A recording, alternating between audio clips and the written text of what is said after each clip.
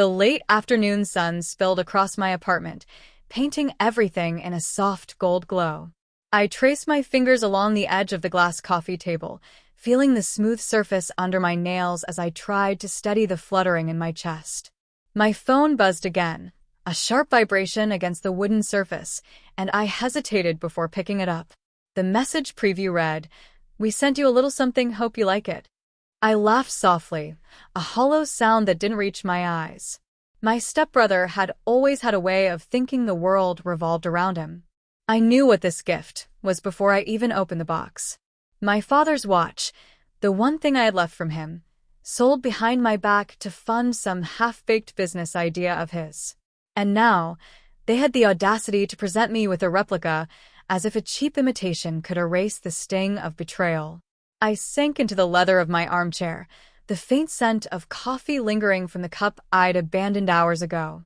Outside, the city hummed with its usual rhythm, oblivious to my simmering thoughts. My fingers brushed over the silk of my blouse, and I felt the tension in my shoulders unwind slightly. I had survived worse. I had learned to hide the ache and wear resilience like armor. Yet, beneath the calm exterior, anger and sadness churned together, a silent storm. They had underestimated me once, but I wasn't that vulnerable girl anymore.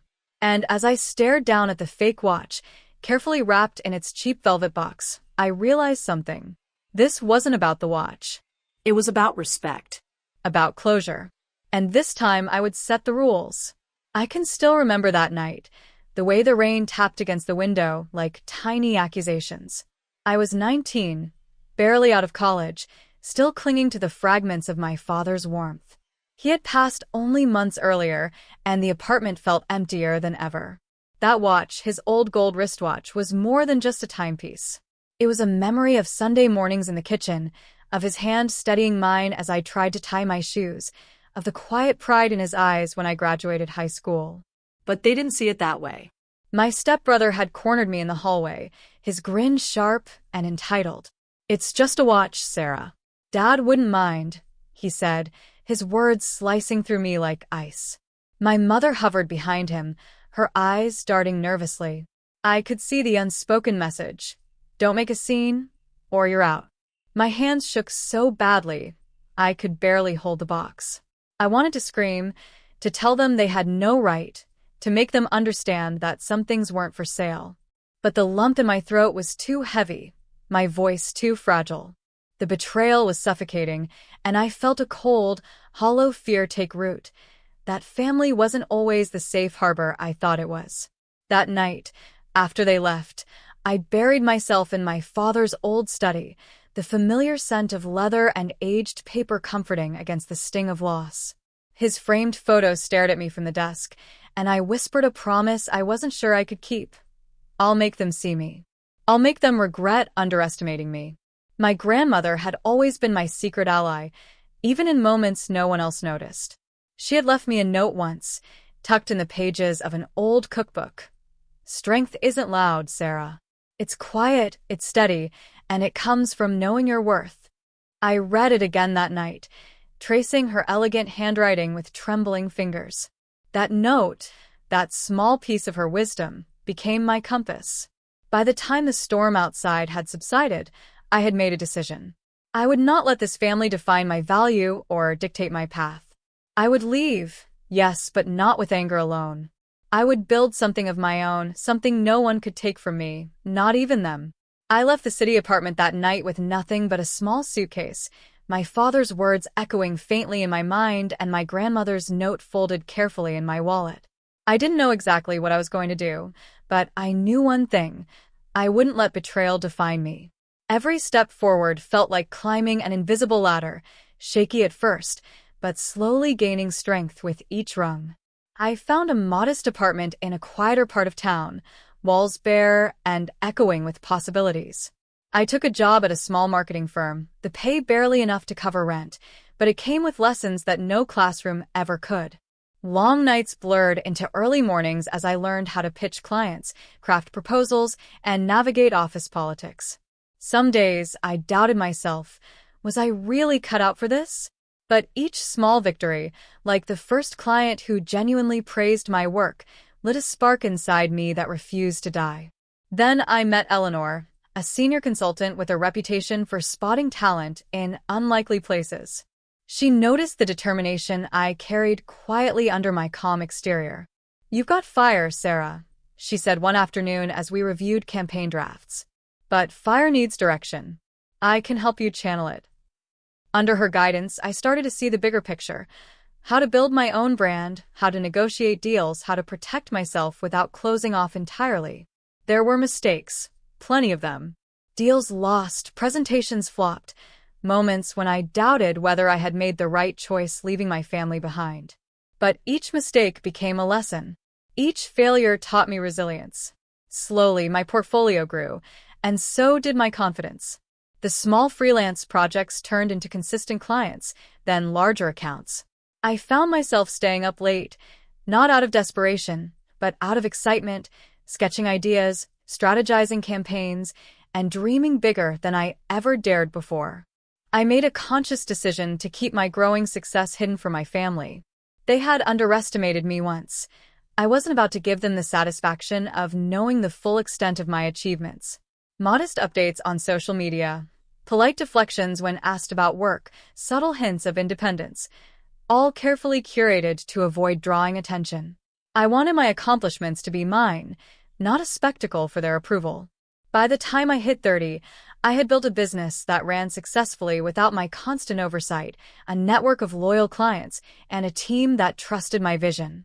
I had created a life that was entirely mine, one built on grit, intelligence, and the quiet determination to honor the memory of the man who had taught me about integrity. My father's watch might have been sold, replaced with a fake, but what they could never touch was my drive, my independence, and the unstoppable woman I had become.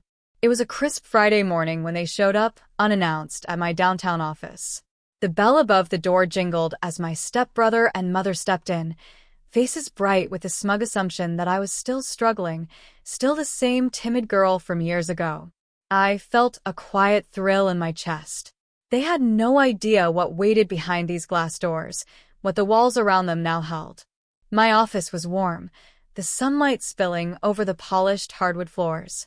The walls were adorned with contemporary art, each piece chosen not just for its beauty, but for its story, reminders of every risk I had taken, every lesson I had learned.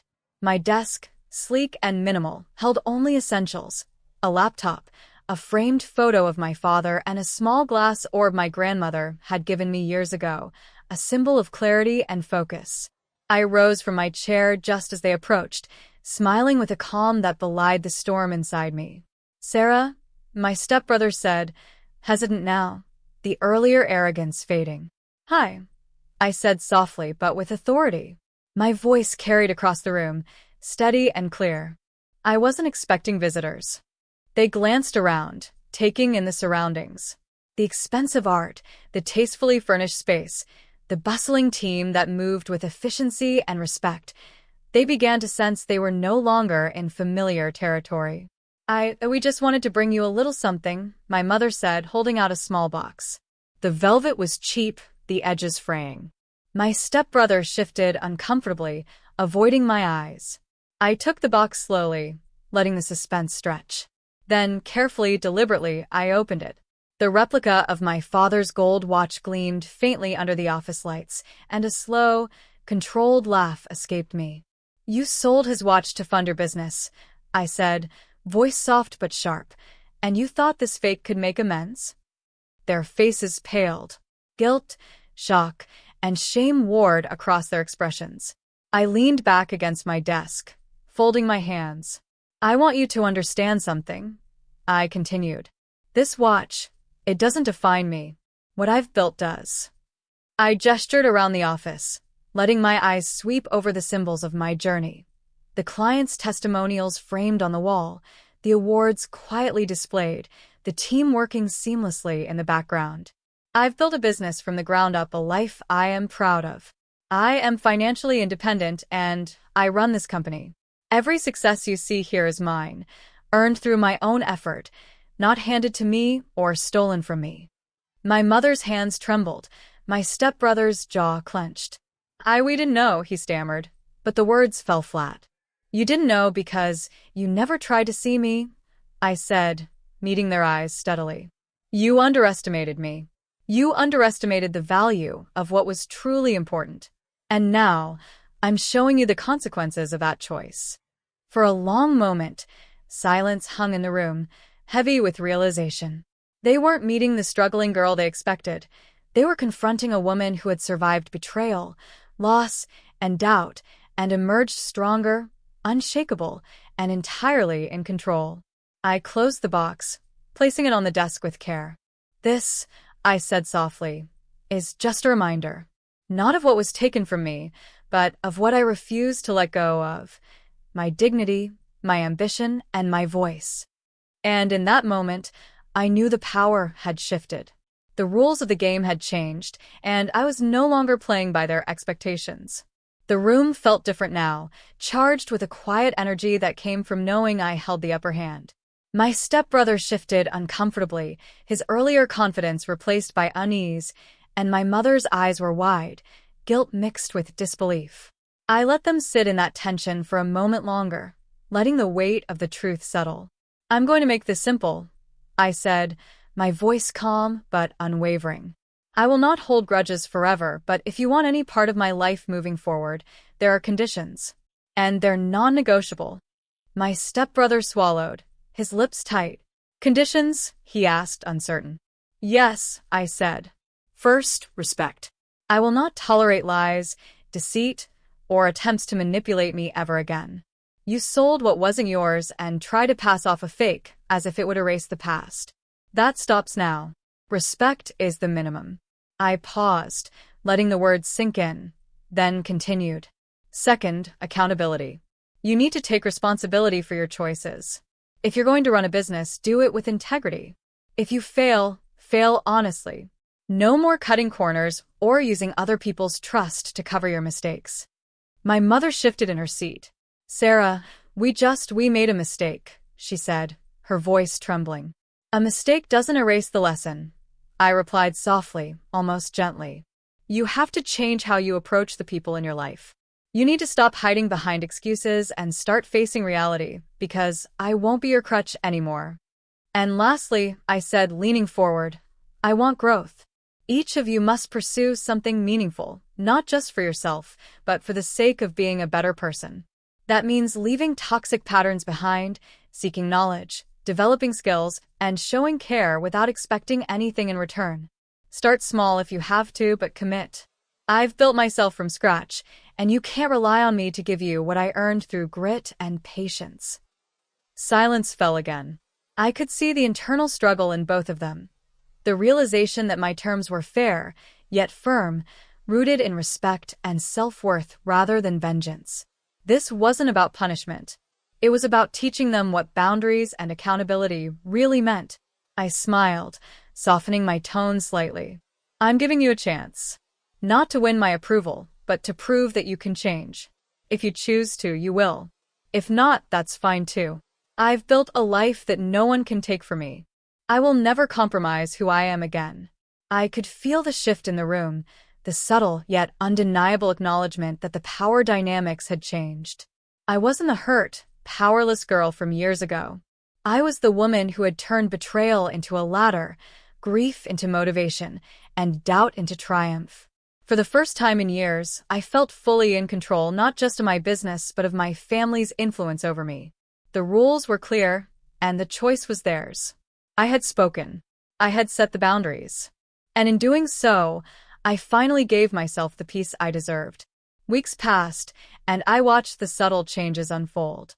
My stepbrother, for all his stubbornness, began to take accountability. He showed up at client meetings without shortcuts, listened instead of dictating, and even admitted past mistakes without hesitation. My mother, too, started showing signs of genuine reflection. She reached out to mentors, signed up for personal growth workshops, and apologized not just with words, but with consistent action. I noticed it in the small things. The way my stepbrother now asked before using resources, the way my mother checked in to offer support without interference. It wasn't perfection, but it was progress. And it was enough. Sitting in my office one evening, I traced my fingers over the glass orb my grandmother had given me so many years ago. It reflected the soft glow of my desk lamp, and I remembered her words. Strength isn't loud, Sarah. It's quiet, it's steady, and it comes from knowing your worth. I smiled softly, realizing that I had finally lived those words fully. The fake watch remained tucked in a drawer, a relic of past betrayal, but it no longer carried any power over me. I didn't need a symbol of revenge. My success, my independence, and the respect I had claimed were proof enough. Looking out the window at the city skyline, I felt a deep sense of closure. The pain had shaped me, but it hadn't broken me. The woman I had become was stronger, wiser, and entirely my own. I had learned to turn heartbreak into a compass, betrayal into motivation, and doubt into unshakable resolve. And in that quiet moment, I understood something fundamental. Forgiveness didn't mean forgetting or excusing, but reclaiming power over my own life.